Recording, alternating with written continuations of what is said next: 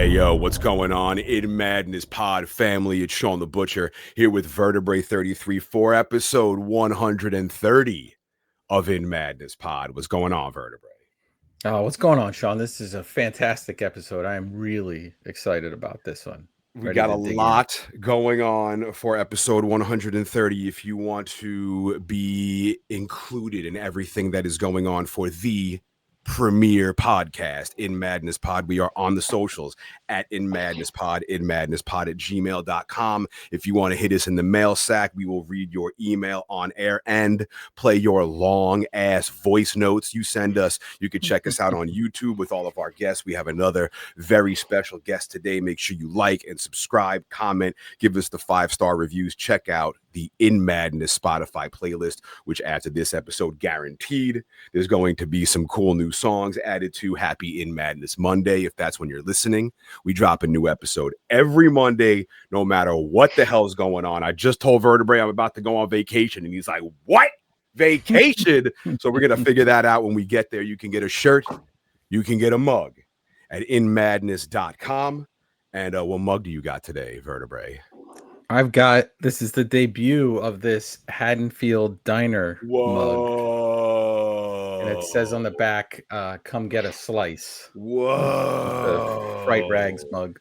Cool. And I mean, quickly, before I introduce our special guest, I would be remiss if I did not embarrass Vertebrae quickly and wish him a very happy birthday today as we are recording this. Right now, when we drop the episode, it'll already be past by then. But as of right now, this very moment, I got Vertebrae working on his birthday. Happy birthday, dude. I'm very happy to be doing this with you. I am all hopped up on coffee and Frankenberry cereal. I got a box of Frankenberry cereal. Nice. That's my favorite out of all the Count Choculas and that Frankenberry is where it's at. So I want to introduce, there's nobody else besides myself that Vertebrae would like to be spending his birthday with than our very special guest, author, screenwriter, Philip Fracassi. What is going on, dude? Hey, guys. Thank you so much for having me, and happy birthday, Vertebrae. Congrats on another year. It's always a blessing to go one more. The beard, that's how he measures his age, is by the length of the beard, another year longer. I think there's 4 black hairs left in the beard, Shawn. I think I'm hanging on. They're in the back, but they're there. But no, it's awesome. Thank you for taking time out of your busy schedule. Obviously, Shawn, he's got a new book dropping. We're going to talk about it at the end. We can talk about it at the beginning. But do you want to give a little intro and backstory, Shawn? Yes. So he wrote Gothic, Boys in the Valley, The Third Rule of Time Travel, and he's got a brand new book coming out. So it'll be coming out the day after this podcast officially drops. It's going to be out September 30th, The Autumn Springs Retirement Home Massacre. I'm looking very much forward. I love the cover that you've been posting all over the socials. It's very like fall related and very Halloween. Could you give like a quick overview without like giving too much away for the In Madness family? Yeah, luckily this book is easy to elevator pitch, which is it is a serial killer in a retirement home, and that's the book, and it's exactly what it sounds like. And there's a core group of characters who do their best to try and stop the bleeding, as it were, who are residents. So all of my pro tags are in their 70s and 80s, which makes for a very interesting story. So I got advance of this digital, read it on the Kindle, and then there was the audiobook available. And Shawn, I've never done this before. I read it on the Kindle and then I listened to it on the audiobook. So I did a back-to-back on Autumn Springs. First of all, Philip, how dare you have me fall in love with Rose? And we won't go into too many details, but I'm diving into this book, and Shawn, I find myself into their lives and what they have going on in this community, and the description of it and the color lines on what it's leading to, what buildings and everything. And then I forgot what the book was. Like, I forgot this is a slasher. So like some of these people probably not going to be here. So then when the first act of violence takes place, I'm like, damn it, Philip, how dare you? How Yeah. dare you? But so Somebody good. else mentioned that, and I was like, I hate to tell you, but it's Mhm. all downhill from there. They were Yeah. like so upset at the first kill, and I was like, man, you got a long road if that's upsetting you. But yeah, January Lavoie did the audiobook. She's the narrator. She's an award-winning narrator who's done much bigger authors than me, and I was very lucky to have her, and she did a great job. Yeah. And Shawn, you know my obsession with buying books. So I have it digital, I have the audiobook, but I also did purchase it from Underbrush, a signed copy. So that should be Nice. coming any day now. I gotta own the physical copies. I think To add back it to the here. adding it to the pile of books that he has, and he's like, I gotta dip into these Yeah. ones. Yeah, So we got Oh, Boys in nice. the Valley. hell yeah.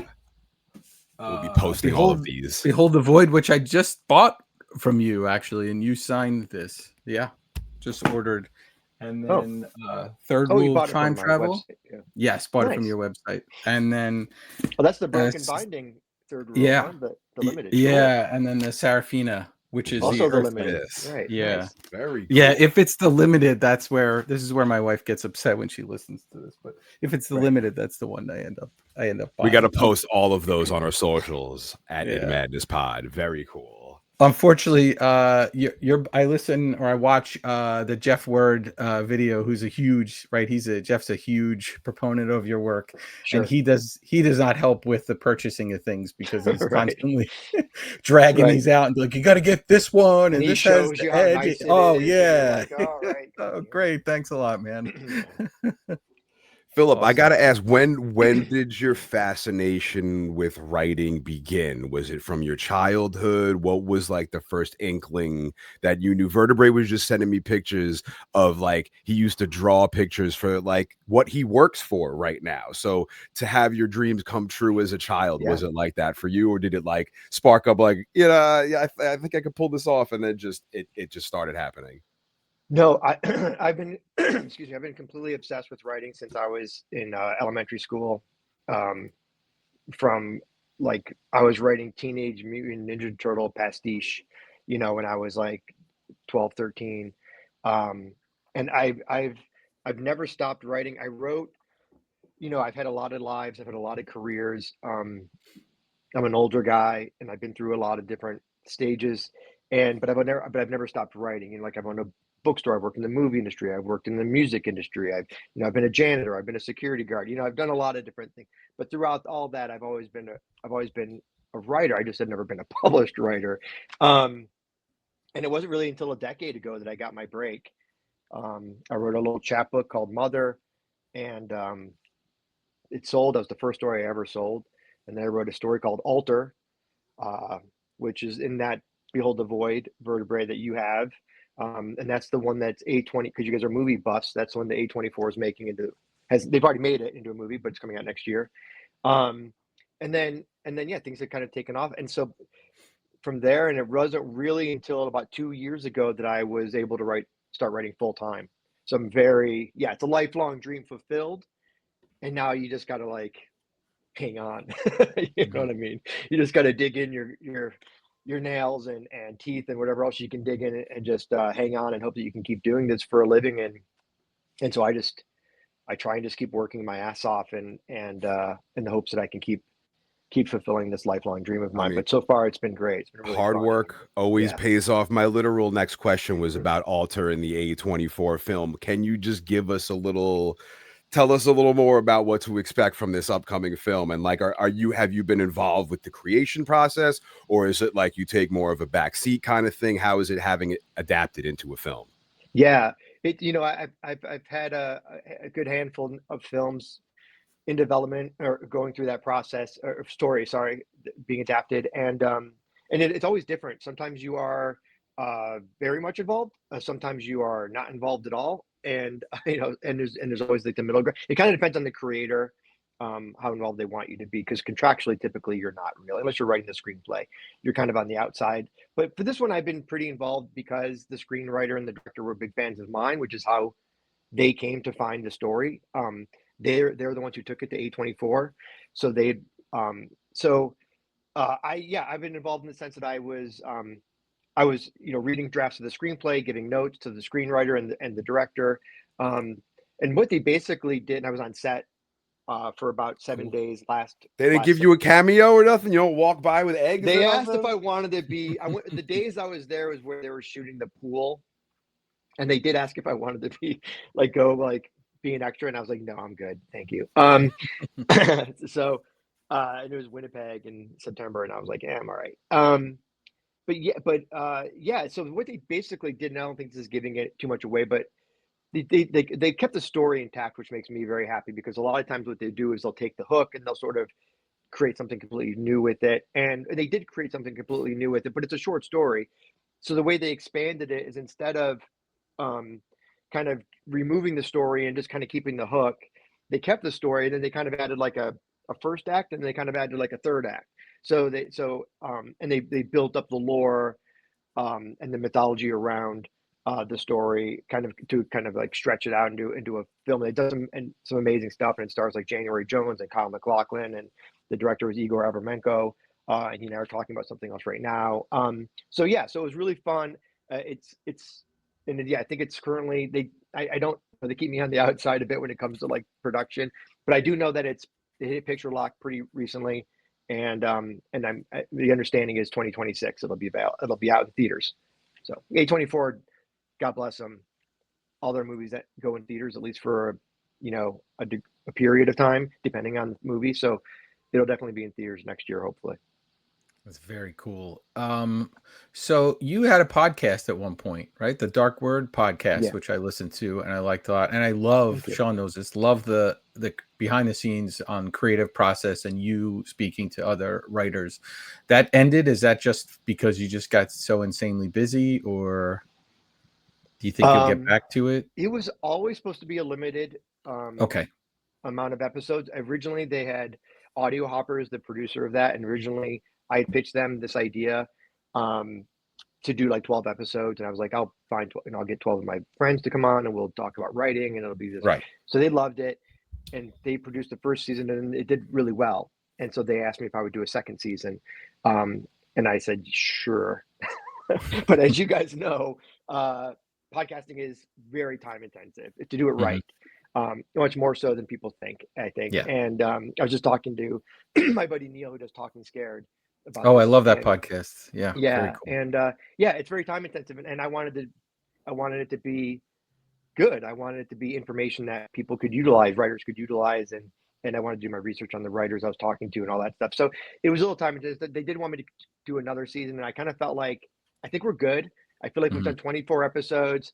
The whole point of the podcast is to cover, is to help new writers who, to talk about social media, and talk about contracts, and talk about being a professional writer, and talk about the creative process and all that stuff, movie adaptations and stuff like that. So I feel like we covered a lot of ground in 24 episodes. So I kind of felt like it was good to leave it where it was. Yeah. But people are still finding it. People are still finding it. And, and it's sort of timeless. So, so I was really happy to do it, but I can never do what you guys do every week. It would be too much. We learned quickly. We're like, oh, podcast, yo, cool, absolutely. Just and then jump we're like, on for an hour and chat with what could happen? How could it be? Yeah, and then it was like keeping up, because we were gonna do bi-weekly, and everyone's like, don't be a bitch about it. Like, do it every week, and consistency. And even when we're like feeling like crap, we're like, no, we got to do it. We got taken out once by the flu. We missed one episode in 2.5 years, because adorably we both got sick at the exact same. We were at the same concert together. So that'll do it. Are there any new writers that you're into that you want to promote? Like you want to like help all these cool up and coming writers and give them knowledge? Are there any up and coming now that you're like, oh, this is good shit, this could be the future? There are. I mean, there's so many. I mean, I think that, I just read, it's one of those things where like you want to mention like 3 or 4 people, and then you're like, you don't really want to mention 3 people, because then you're missing 3 people, and then you feel bad about it. But I will say this, I did just read a book called Daytide by Chris Panettiere, and it's coming out next spring, I believe. And it's this crazy, and I'm actually writing an introduction for the limited edition, but there will be a trade edition as well. And it's kind of this nutty horror novel about angels and sort of this alternate reality, but the angels are all like drunks, and they have to like drink turpentine in order to like come to Earth to steal like our faith and stuff. So it's really interesting and fun and bizarre and violent. And so Chris and he's another book called Shit Show that just came out. Um, there's a guy named Tyler Jones, who you guys should check out if you haven't already. He's doing really great work.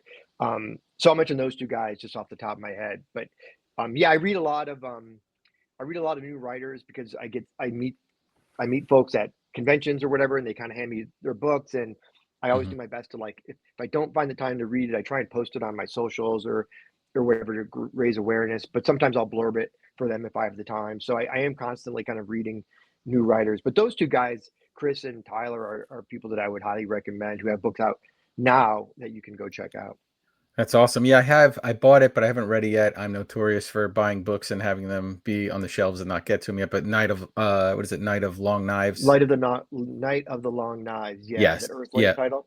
Yeah, Yeah. you know, there's something to be said about, and I use this defense all the time when I'm buying books, when I already have 10,000 on the shelves. But there's something to be said about having, and there's a scientific study. It's science, you guys, where just having a book on a shelf and seeing it and thinking about it, even if you don't take it up, like, there's having that stimulation actually activates the creative part of your brain. In addition to actually reading something. And so just being surrounded by, just like anytime if you're surrounded by creativity, being an artist, you understand this, just being surrounded by stuff that inspires you, it keeps you thinking that way. It's positive for the brain, and especially for us creatives. So I like to have books kind of all the way around me, 360. Right now, I told you guys in the pre-show, I am at a Best Western in Salt Lake City, which is not where I live. So I'm not surrounded by books. I'm surrounded by bad art. And a lot of beige, just an absolute avalanche of beige. But yeah, but at home I'm surrounded by books. I love it. So, in the creative process, right? Are you currently, first of all, are you regimented in your creative process? And if so, when you're on the road now, are you having to write now and adapt to being surrounded by so much beige, or being in a Best Western and continue on schedule with a book that, needs to come out at a certain time? Yeah, when I'm on deadline, travel or no travel, I have to work. So, and sometimes those deadlines can be stressful, to make sure you get stuff turned in. I try not to work when I'm traveling. I try to just enjoy what I'm doing. Even, I have this book tour like coming up, and I'm away from home right now, but I have like a story. I have a commitment for a story that I need to write. I have a novel that needs to be done before the end of the year, because it's already slated for 2027. So I'm going to have to work. So it's hard for me though. I do much better at home. When I'm home, I work like, which is most of the time, I work like 80 hours a week. I'm at my desk at 9 a.m. I work usually until about 11 o'clock with breaks, in there. And not all of that time is spent writing, obviously, because when you're a career writer, you're your own webmaster, your own graphic designer, your own tour promoter, you're your own publicist, your social media, all that stuff, dealing with lawyers and agents and contracts and all that stuff. So yeah, so you have to work a lot of hours to get that writing in. But yeah, I'm pretty regimented at home. And when I'm on the road, if I, like, right now, I don't have a hard deadline, which is nice. Uh, Other than just having this new book done by the end of the year, and I have a story, like I said, that I'm editing in the hotel room that I have to turn in by the end of the month, which is coming up pretty fast. So yeah, but I do try and let myself off the hook. I think sometimes writers pressure themselves into, like, oh, I need to write every single day, and even if I'm like at a train station, I had to be on my phone writing, or even if I'm with my family, I got to be writing. And I'm not a big fan of that kind of life. I feel like it's okay to give yourself a little breathing room. It's okay to just live.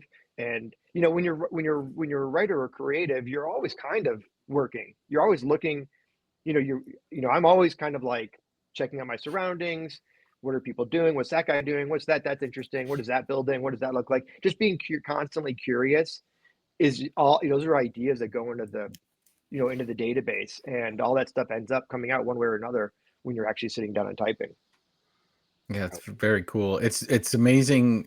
You go from a point of trying to get books out there, and then you you get books out there and then you have this whole other job attached to it, right? Building up to the release of a book, I imagine pre-orders and stuff is a really big deal for that. Yeah, it's very it's I won't lie, it's anxiety inducing. Yeah, because you Mhm, want the book to do well. So much depends on the launch of the book. mhm. And there's only so much you can control, as an author. You guys are so gracious to have me on, and I do, talk to people like who have the podcast, and I appreciate that real estate, and you try and social media post, but not social media post too much because you don't want to annoy Yeah. people, um, and you have the newsletters and you have your website and all that stuff. So I email bookstores, I sign book plates, there's a lot of things you can do, but so much of it is not in your control. You just have to hope that people like the book, that people find the book. You hope that the publisher is getting the books to bookstores. So yeah, it is stressful, but I try and find my peace with that. Is that if I do everything I know I can do everything that's within my power, that's all I can do, and I sleep well at night knowing that I've done my best. What Um, helps you relax? Like, what do you, when you're not writing, when you're just trying to have a goddamn day off to yourself and like enjoy yourself? Like, what is something that you enjoy doing? um, I rarely relax. Yeah. So it's a good, um, as my wife and son will attest. But well, see, it's more relaxing now than it used to be, but I'm a big Lions fan, a big Detroit Lions fan. So from Detroit, born and raised. So I follow all the teams. Sorry, Lions, RIP, or sorry, Tigers. I mean RIP. But yeah. So I'm a big Lions fan. So I watch football. I'm a big football guy. So Saturdays and Sundays, I kind of I try and take Sundays off during the season, and I'll just like watch like 20 football games. I Mhm. drink a lot of scotch, which helps. Um, uh, and yeah, and it's so like nerdy, but honestly, when for me, when I try and read every night for at least an hour, usually 2 or 3 hours. I usually that zone usually falls between like 11 and 1, because I'm usually working right up until then. So that's very relaxing for me. I love reading. It's like kind of my meditation. So yeah, my poor wife. When we go out, like I'm like, hey, because I don't go out a lot, and so when I do go out, I'm like, hey, let's go to like a used bookstore, and Mm. you know, and she's like, but you have so Yeah. many books now. Yeah. Yeah. So I'm like, yeah, but maybe we'll find something cool. You never know. Because I'm a big. I actually owned a rare bookstore in LA for about 7 years, and I'm a big collector of rare and limited and all that kind of stuff. So I love to hunt.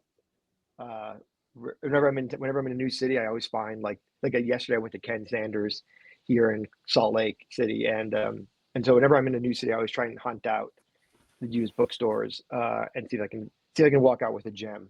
Hmm. Uh, so It's yeah, great to see how I'm a much you and my book. fiance have in common. Everywhere we go, no matter where we visit, she's like, I gotta find a bookstore. I gotta get a book here. And like comes home with like bags of books. Yeah, it's Yeah, great. Yeah. it's great. Yeah, so I'm a Y- big book junkie across the board. Yeah, It's funny as you mentioned like doing something to relax, and I was supposed to find an activity to chill out because it's drawing constantly yeah. and, late at night and everything. And I started a podcast with Shawn, and then I'm talking to my How's wife, that and she going? was like, "Yeah, she should. You were supposed to do something like go bowling or like, go to the Yeah, gym or do something." And you picked like basically another job is what I picked. But yeah, yeah, yeah. can't turn I it know it's off sometimes. hard. It's hard Yeah. to. It's hard. I mean, I love. That's the thing. It's like I'm really fortunate, and that I get to what I do for money is what I love. I would do it if I wasn't getting paid. So, and I have been for forever. So I don't mind, I don't mind working the long hours. I don't mind, being on my computer at midnight writing a short story because it's what I love to do. And I know how lucky I am that I am in that position. And it's been a long road to get there. And I think, like Mhm. I mentioned earlier, why I'm really trying my best to hang on. And sometimes people are like, ask me like, man, you're so like prolific and you put out so many books and da da da. I'm like, this is my job, man. This is what I do. This is what I do for a living, and it's how I make money, and it's also my passion. So yeah. If you have to keep going, especially when you're a indie or a mid-list writer, which definitely is. I'm on that spectrum, and you got to keep putting out stuff. And and otherwise, the money don't come in if you're not putting out new books. So yeah, so I'm lucky they get to do this for a living. What's cool is we've had John Langan on. I got to talk to him about The Fisherman, and we just recently had Paul Tremblay on, which is fantastic. Both of them, Paul Tremblay's a math teacher, right, Yep. as well as writing. Yep. But there's this boom, this horror book boom that's going on, and with Stephen Graham Jones and Josh Malerman, yourself, Laird. There's also a group of you that are kind of like friends, right? Like Laird Barron and it's just interesting that it's happening kind of everyone's sort of raising everybody up and they're around kind of the same age. Do you notice this being uplifted and this big boom, or are you just so headlong into working that you don't see kind of the bigger picture? No, I definitely pay attention. And yeah, the horror community is very tight. We all know each other. We're all friends for the most part. We all go to the same conventions and hang out, and drink and whatever. But no, I definitely think there's been an upswing. I mean, you mentioned Stephen Graham Jones. He's now kind of a perennial New York Times bestseller. But he was writing for like over 20 years before with indie presses and all that stuff before he broke through with Only Good Indians. And Paul, same way. Paul's been writing for probably 20 years, and he just finally became a New York Times bestseller with a horror movie. And Rachel Harrison just became a bestseller with Play Nice. And so that's all great. Like that's all. Like when you see and you see a lot more horror writers, like a lot of my friends are now hitting like the USA Today bestseller list. Like Brian McCauley just hit it with Breathe In, Bleed Out, and Nat Cassidy just hit it with When the Wolf Comes Home. So all that stuff is like new. Like that's not stuff that's been happening for like a decade. That's all just started happening like over the last couple of years. Yeah. So the fact that writers in my community are now hitting those higher, broader, more mainstream markers is such a great thing for everybody, because we're a tight enough community where there's no point, there's no competition, because horror is sort of like the low rung on the ladder when it comes to like popular genres. It really is, like statistically it is. That like romantasy is the top, obviously, and then it kind of goes down from there. So we're all rooting for each other. When someone does well, it's good for everybody. Even like movies, you guys are movie fans. Let's like look at the last year, right? Like Sinners and Bloodlines and Weapons, and yeah. like and even the Conjuring 7 or 8 or whatever it is. Like these movies are all doing huge numbers, and this is like for the most part original content. Like the Sinners, substance, yes, yeah, substance. I mean, and these are original horror movie stories for the most part that are hitting 40, 50 million on opening weekend, and then actually have legs. So all that industry, like that's everything goes back into like raising the tide for all boats, as you mentioned. So no, things are definitely hot right now. I'm hoping it's just like we're continually progressing, that the spectrum of horror is constantly finding new audiences. And one thing I've talked about with horror specifically, and I've talked about it at this convention I'm at right now even, is that what's cool about horror, and I think what people are noticing now, is if you mention horror to like Aunt Tilda or whatever, they think zombies, they think Dracula, they think Friday the 13th. But what's cool, but what people are realizing, I think, about horror fiction is that, man, there's so much more to explore. Like there are supernatural mysteries. I mean, I really talk about my stuff as being kind of more like, supernatural thrillers, to an extent. I mean, then there are some, I lean, with the, I lean sometimes more toward the horror, and sometimes like Autumn Springs, which we'll talk about. It's really kind of leans a little bit more toward mystery thriller. You look at Paul Tremblay, that, his books are very unique. You mentioned Laird Barron, you mentioned John Langan, The Fisherman, but there's, Rachel Harrison's kind of at one end of the spectrum, and then we got like Splatterpunk and stuff like that, the other end of the spectrum. And I don't know, I just feel like there's so much, it's such a buffet, right? Like there's always, like there's a the buffet is long and varied, and there's so much there for people to find. And I think that's beginning to be realized. And I think, it was only a few years ago that Barnes and Noble started having a horror section, for the most part. And it was, I think, when they kind of gave the local shop owners, kind of more ability to kind of cater to their own their things, but like there was never a horror section. You know, we were always mixed in with like sci-fi fantasy or whatever. So yeah, I definitely think I've noticed it. I would love for it to continue growing and leaking into movies. I'd love to see movies doing well because that helps horror fiction and all these authors who are doing like you mentioned, like Josh Malerman and Steven and Paul. Those guys are Riley, even Riley Sager. You know, that kind of a thing. Like he's so, you know, he's kind of leans into horror on his stuff too. And Grady Hendrix, another example of a New York Times best-selling horror writer. So yeah, it's all good. I definitely have seen a rising trajectory. I mean, when I was 4 years old, I was scared shitless of Chucky.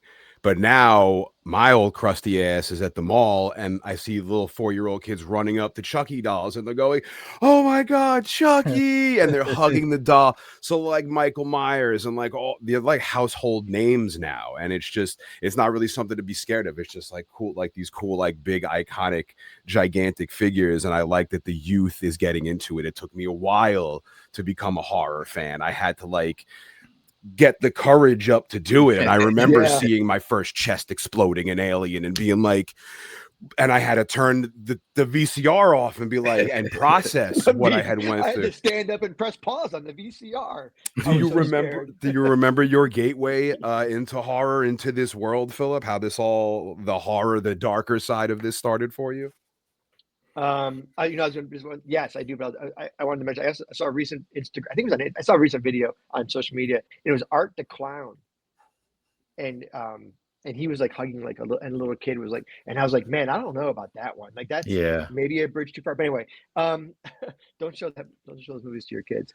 I'll tell you what my gateway was. I think I know the moment, which I don't. I know a lot of people don't, but I think I do. I think because when I was a little kid, we used to watch Channel 50, a local Detroit affiliate. They had creature features every Saturday, and then they had Sir Graves Gosley, I think on it was like a back to back. And so I remember watching Sir Graves Gosley when I was really young. I'm talking like 7, 8 years old, and this is the 70s. I know I'm old, but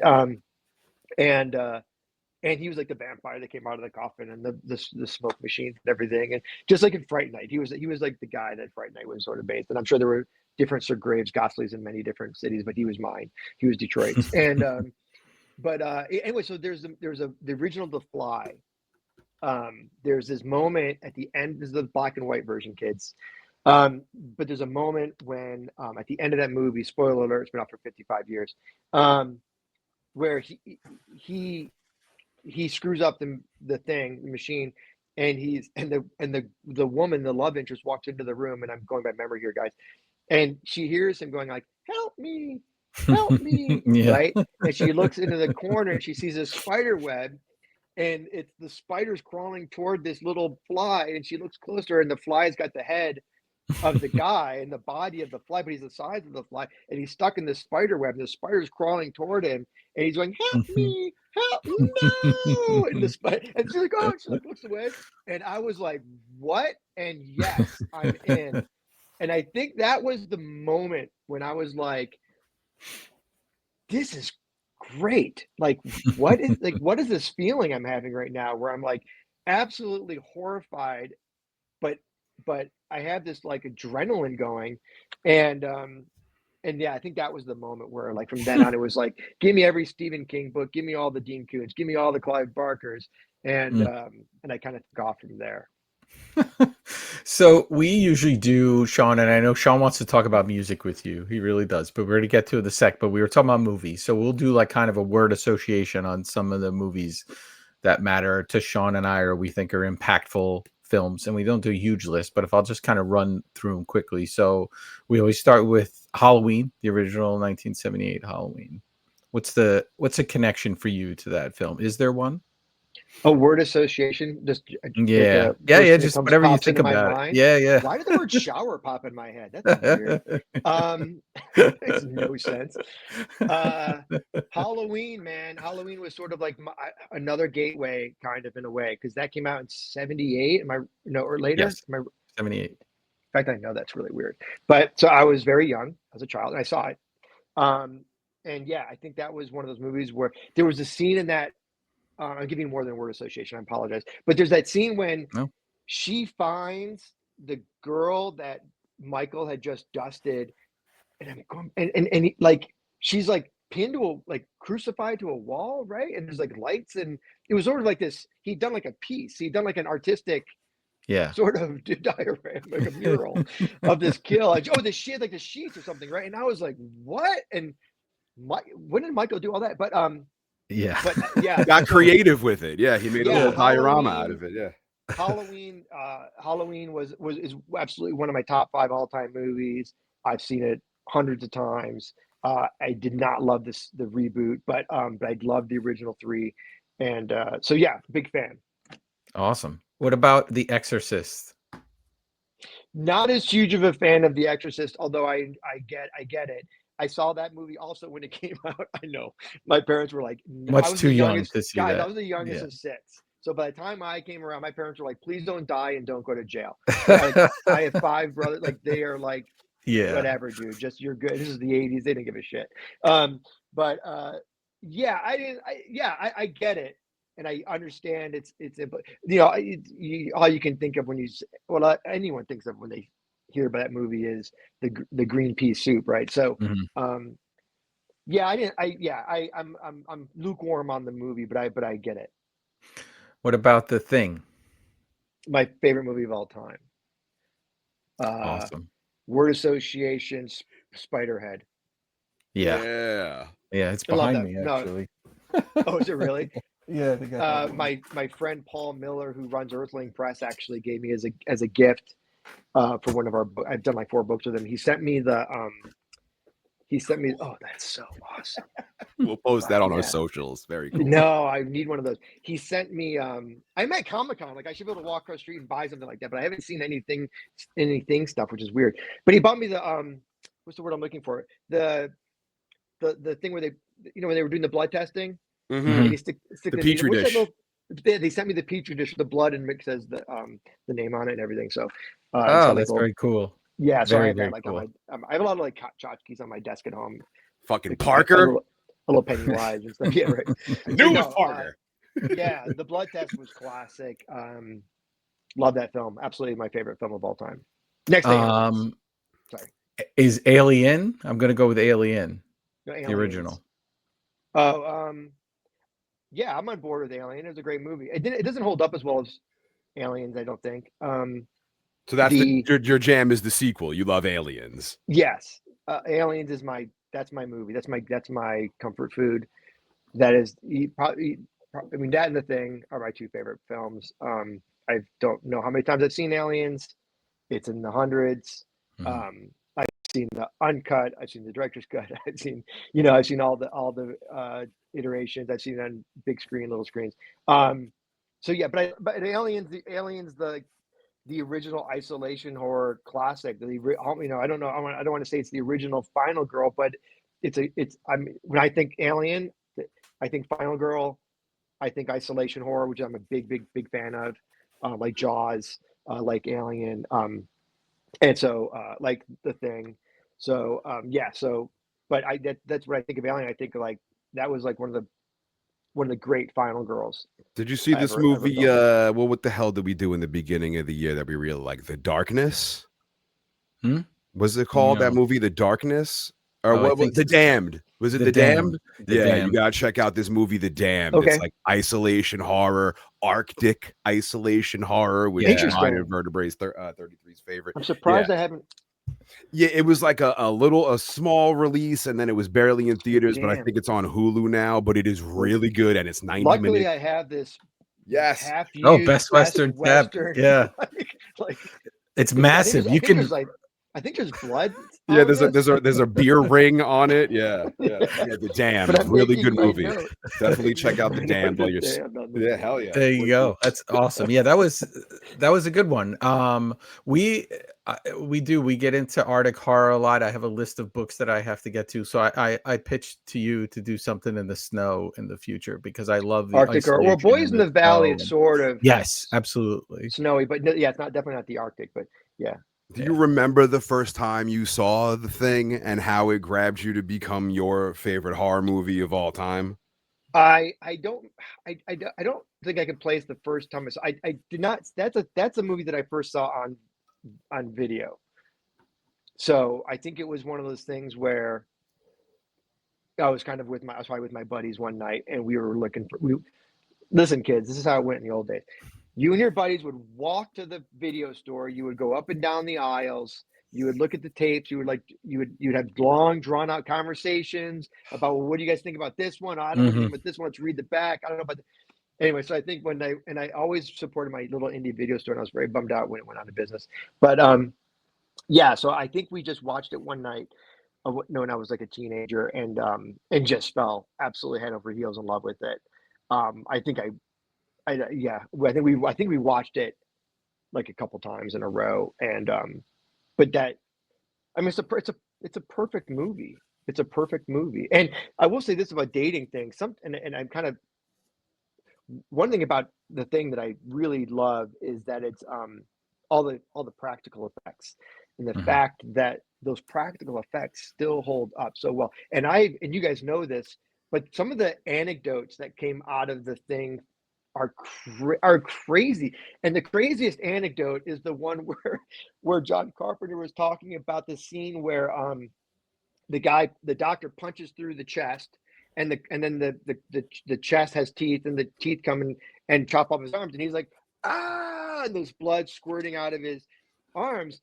And I never knew this, but John Carpenter was like, yeah, we hired a guy who had no arms, Yeah. and like literally that was the arms that you Crazy. saw. Like that's Yeah. with no green gloves, no like Right. none of that bullshit. Like it was like, no, we had to hire a guy with no arms. What do you mean? How do you think we did it? And just stuff like that, man. I love it, and it still works, and it's timeless because of it. So Mm. thing absolutely, bam, my favorite horror movie of all time. Beautiful. Beautiful. I gotta ask you, so is that all the movie association you have, Vertebrae? Yeah, I think that's good. Yeah. I Well, have Sean, I didn't ask about your film that you always ask people it's my about. last question. Okay. Okay. It's my finale. But I want to talk to you about music. I'm a big music guy. We always incorporate music into the In Madness show one way or another. We always bring up something. We have a Sure. gigantic playlist. We add stuff to. You got to tell me, you wore many hats before you were a writer, or maybe while you were a writer. Tell me about you being the executive at the House of Blues on the Sunset Strip, because Mhm. this sounds like my friggin' dream job. Uh, yeah, this is 1995, I want to say. And yeah, dude, I was hired. Look, I was hired at House of Blues. They hired me part-time to do data entry. And this is before, God, I hate dating myself like this. Like this, the internet kids was not around. It was so brand new. Like our website it was like a message board or whatever. Um, and I ended up staying for 7 years. By the time I left, I was a senior vice president of production for the entire company, actually. So I worked in LA. Our offices were in LA, but I oversaw the entire company. So I had like a big 40-person staff, and we produced a lot of shows. And I actually produced the first concert ever broadcast live over the internet, which was Hmm. the Blind Boys of Alabama, and we did it using the Real Player, which is by Wow. a company called the Real Networks, right? Yeah. That was before Microsoft took over, and now it's all moot. But yeah, that, and then we did the first live video concert ever broadcast over the internet later, and it was and I think it was Depeche Mode, and yeah, I had some really fun times at House of Blues, man. I was kind of producing, and I was doing stuff primarily for a digital internet, but then also for DVDs, and like I produced a Public Enemy DVD, a Psychedelic Furs DVD. We did some TV stuff. But yeah, it was a good time. The highlight. I mean, I like interviewed The Cure. I interviewed Depeche Mode. I think the highlight for me from those years was there was and I just posted a picture of it on my social media not that long ago because I found it. I found the photo that I've been searching for a long time, and when Ozzy passed, I posted this photo, and I had we were promoting Black Sabbath. It was like like one of their comeback tours, and they were doing like 7 of our venues or whatever. So the concert guys were like, "Could you do some of that new media stuff with the band?" And I said, "Yeah, we'll do like an interview, and we'll do it in the foundation room of the Sunset Strip Hotel venue." And I was a big South Park fan, and because that was the kind of guy I was and am, I was like, "Well, I'm just gonna reach out to South Park and see if those guys," because I think they'd had Ozzy on one of that South Park The episodes. Chef Aid. Yeah. So I made a connection. Okay, there you go. So I made a connection. So I called like South Park. I don't remember how I got and I talked to like Matthew. Is it Matthew? It's Trey and Matt. Trey Parker, Matt Stone. Yeah. Matt Stone. Yeah. So it was Matt, and so I left a message with like some assistant. Matt Stone called me back almost right away and was like, "Hey, dude, what's going on?" And I was like, "Oh, so we're bringing Black Sabbath in. We're doing this interview. I would love for you and Trey to come in and like do the interview." And he was like, "Oh yeah, that sounds awesome. We'll totally do it." Amazing. And so we kind of kept communication over the next following weeks. And sure enough, we had in the foundation, we Trey and Matt interviewing Black Sabbath, and that was a highlight because at the time, I was so like, it was my job, and I had other things going on. Like I had a Marilyn Manson coming in like the next week, and I even that whole time, I wasn't really appreciating, I think, a lot of the cool stuff that I was able to do. I was just so focused on working and then doing a good job or whatever. But looking back on it, it's pretty wild to think that we were able to do that. And and like Robert Smith gave me like a signed guitar, and I was like, "Oh, cool, thanks, man." Oh wow. And put it with the stack of the other ones. Next job. Yeah. And like I flew to Vegas one time and like to do a press conference because about something that we were doing on the digital front. We had wired all the venues or something, and Chuck D, who was a buddy of mine at the time, he flew out to Vegas just to introduce me at this press conference. Amazing. And stuff like that. Wow. It's like, Wow. I thought, I was like, "Oh, cool. Thanks, Chuck. That's awesome." Yeah. And now I'm kind of like, what happened? Mhm. Like, who was that guy? So yeah, so that was a very cool time. I saw a bazillion concerts, obviously, but it was definitely like one of those past lives. So that I look back on fondly for sure. So But while you're writing and while you're working and while you're doing everything you're currently doing, does music still play a factor into that? Are you listening while you're writing, or do you need complete silence while you're writing? Sometimes I'm like that, but does music feed you at all during what you're doing? Is there anything you're listening to at this current moment? Yeah, so I know there are writers who write to like music. Like I know Paul Tremblay, we mentioned, he likes to write to like he listens to a lot of punk music, and I know he likes to listen to like that kind of stuff. I can't do anything with lyrics. I can't do anything. It distracts my brain to hear words and be writing words. But I do listen to music when I'm writing. I tend to have a soundtrack for each book. Um, uh, One like go to off the top of my head, the soundtrack for Dunkirk by Hans Zimmer was on rotation. I think for the entirety of Boys in the Valley, along with like, and then when I was like, sometimes when I'm editing, I can listen to music.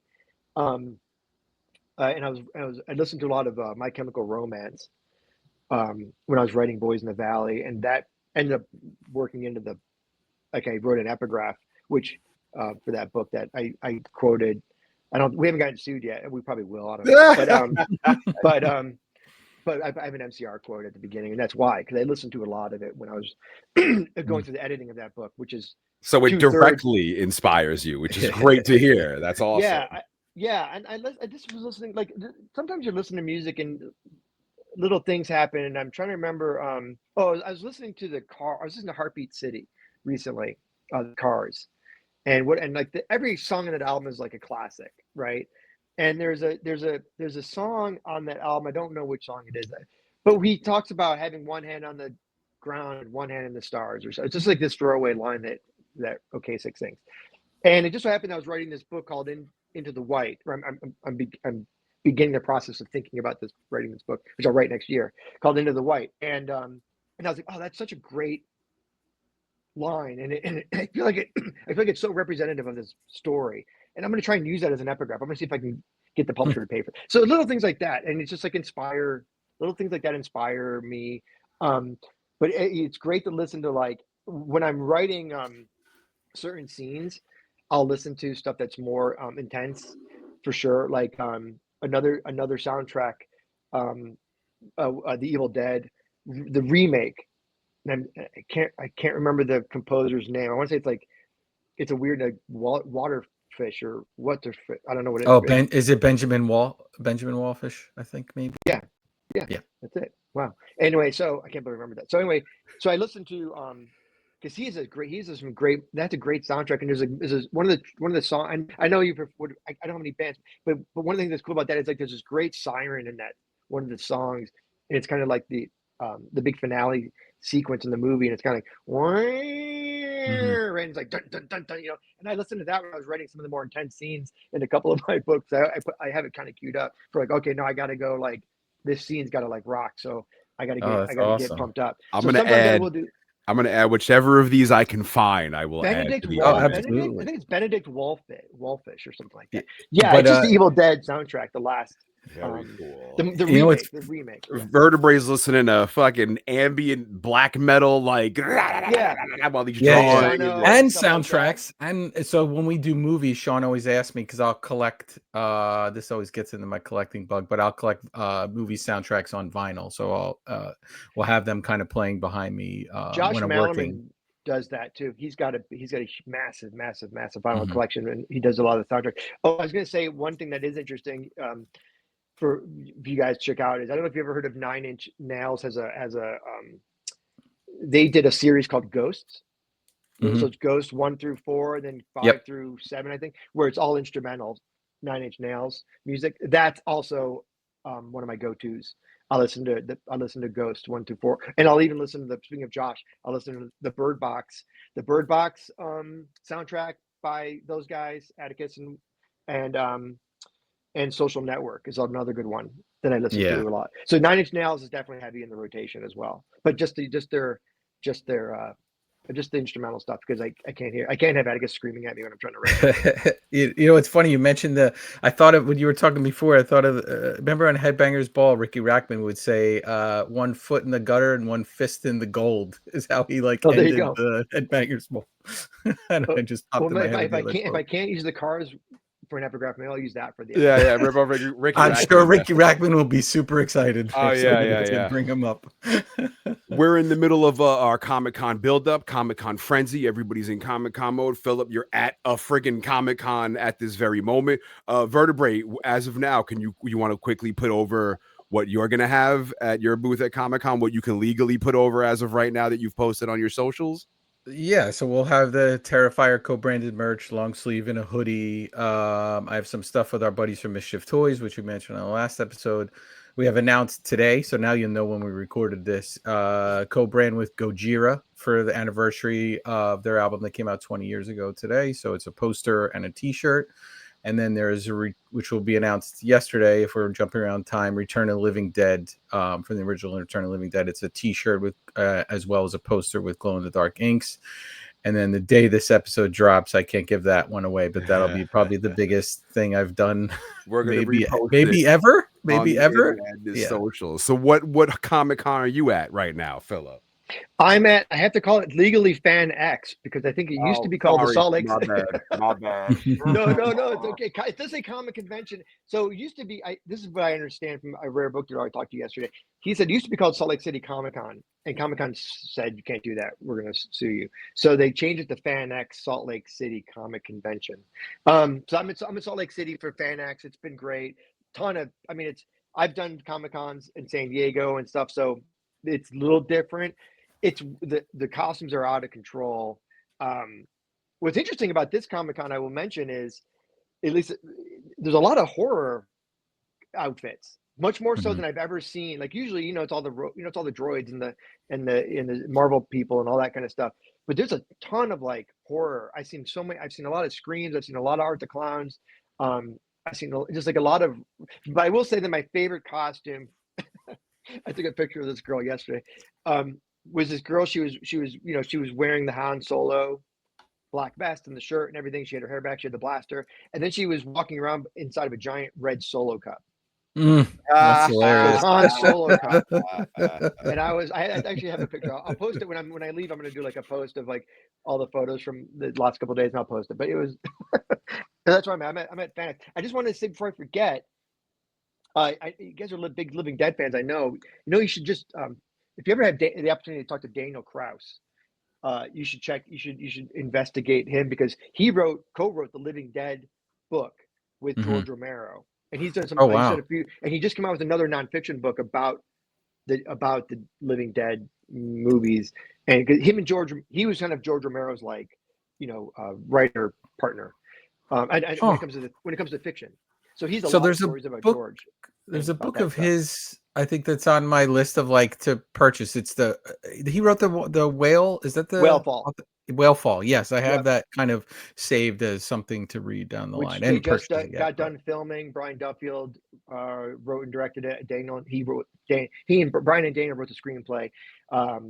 And yeah, Brian directed it. Brian also wrote a movie of mine that's hopefully going to start production soon. So Brian Very, Duffield. very So cool. yeah, which I can talk about. But yeah. Question to you: when you're at this convention, are you there? Are you on a panel? Are you at the booth signing for a certain period of time? Like, what is your schedule like when you appear at like a comic convention, as opposed to kind of a book signing where people are coming, just for you at the signing? Yeah, typically usually you're on a panel or two or three, depending, and then you're also scheduled signings at the different at the booth or whatever. So like when I did San Diego, I did a signing at the booth, and then I also did a couple panels, and then you also do signings after the panels, which are the best signings because people just migrate from the panel to the signing, and versus like if you have a scheduled signing at like a booth, sometimes you're just kind of sitting there like at the kids table, like hoping that somebody wants your book. This one, in particular, I'm doing like 4 panels. I had 2 later today. One with Christopher Buhlman at 3, and then another one later tonight. And then I'm also doing. So these guys have like a vendor. So where all the book signings happen at the same vendor. So I just have like every day I have like an hour. So tonight, for example, I'm going to be there from like 6 o'clock, and then yesterday I was there. So I do both. I do panels, I do signing. In New York Comic Con, I'm doing just a signing on Sunday morning. So you're going to be at New York Comic Con, Jacob Javits Center. I'll be there Saturday. Philip's going to be there Sunday. Make sure you drop by and show everybody love. Yeah, I'm excited. I've never been to the New York one, so I'm excited. It's a freak show. It's insane. And Sunday should be okay. I go on Saturday. You can't even walk. But I'm taking the jabroni way. Hopefully they take you like the back way, and you could sneak through the back of all the things. I'm just like in a flood of people in costumes, just getting shoved all over the place. That's the best part. I mean, honestly, the coolest part about getting able to be a guest at one of the Comic Cons is that you just kind of walk in, and it's nice. I'm gonna lie to you, it's nice. And usually there's like a little room you can go to if you get tired or you want like a soda or whatever. So that's like a big benefit for sure. I wish I was getting in earlier. I'm gonna be right in the middle of this tour, so I'm kind of flying from city to city to city, and so I'm flying into New York Saturday. And then I'm gonna hit Comic Con Sunday morning. I'm sure I'll spend the whole day there because I want to check everything out. So my signing will be early. I think it's like 10 a.m. And then I'm just going to like hang out the rest of the day and see everything. It'll be fun. Very cool. Yep. I'll be there all 4 days. And Sean comes one day and then he texts me. I'll hit your booth for everybody for sure. Absolutely. That's awesome. Sean comes one day and then he'll text me that night and be like, I'm so tired. And I'm like, all right, I loaded the whole booth in on Wednesday because my little feet hurt. Yeah, I go Thursday, Friday, and then it closes at 5 on Sunday. And literally when it closes, they start kicking people out. And I break down the whole booth and hand truck it to my car and try to get home as soon as possible. And try to get out of there without a cold or something because there was always the lots of Purell. Purell. Yeah, Philip, bring lots of Purell. And dude. Wipes. I do that. I say hand sanitize for sure. Yeah, I've got especially with. Especially if you are signing and you're shaking a lot of hands. You don't want to get sick, Of course. But so it's good to know that it's closed at 5 actually, because I'm going to try and hit everything as much as I can because it's obviously going to be massive. But and then I'm doing an event in Brooklyn on Monday, so it'll be a fun. Oh, are you? bunch of other horror writers at the new Brooklyn horror bookstore, the Twisted Spine. Twisted Spot, yes. We went there opening night 2 weeks right ago. on. We went there. Yeah, Vertebrae was supposed to come, and he's like, I can't. I got too much work. It was pouring rain, and my fiance, who was obsessed with books, I was like, it's raining real bad. And she's like, well, I'll go and you can stay home. And I was like, all right, looks like we were going to Brooklyn. We went there, and yeah, it's cool. It's a spot. They got all these little treats. I got myself a little brownie. She walked out with like 8 books. There's also a VHS spot right next door. Yes, it's called, oh my God, I got to look up the name of it. My Holy Grail VHS tape. I've been looking for it for 25 years. And I walk in and it's just there. Like it's no big fucking deal. So it's actually my segue into my next question, my final question, and the question I ask every single guest that we ever have on In Madness Pod. So what I found was Godzilla 1985, the VHS tape that I always used to rent. Matthew Broderick one? No, that's 98. 85. I don't know. Once you get pre-2000, it's all a blur. Yeah. Those are my favorite ones. So I just found it at that store. So if when you go to Twisted Spine, it's like on the right, like 3 stores down, there's just gigantic VHS spot. You got to check it out. But Philip Fracassi, are you a Godzilla fan? I am a Godzilla fan. Yes, I'm a Godzilla fan. But I'm a Godzilla fan of the original movies. The because that's what I grew up watching. Like I've seen all the Godzilla movies from Japan, that were made in the 60s and 70s, I guess, for them probably. And like where they, it's the guys in the rubber outfits, and they're he's breathing in people and that whole thing. And they had like they're walking through miniature Tokyo or whatever. And I'm a big fan of those movies. I did like Godzilla -1 very much. Mm-hmm. But my favorite when I was growing up, my favorite character wasn't Godzilla, it was Godzilla's son. Oh, Godzilla. The little fella. Yeah, he was my homie. Yeah, I was a big fan of him. I loved that movie. And when there's this whole scene where Godzilla's trying to teach his son how to breathe fire. And he's blowing the little rings. That's like my moment. That's my Godzilla moment. But yeah, so I love those old Godzilla movies. I used to be kind of in the same vein of that, is a big Ultraman fan. Huge Ultraman fan. Like that was my jam. It was, and when I was growing up, we'd come home from school and there'd always be an Ultraman.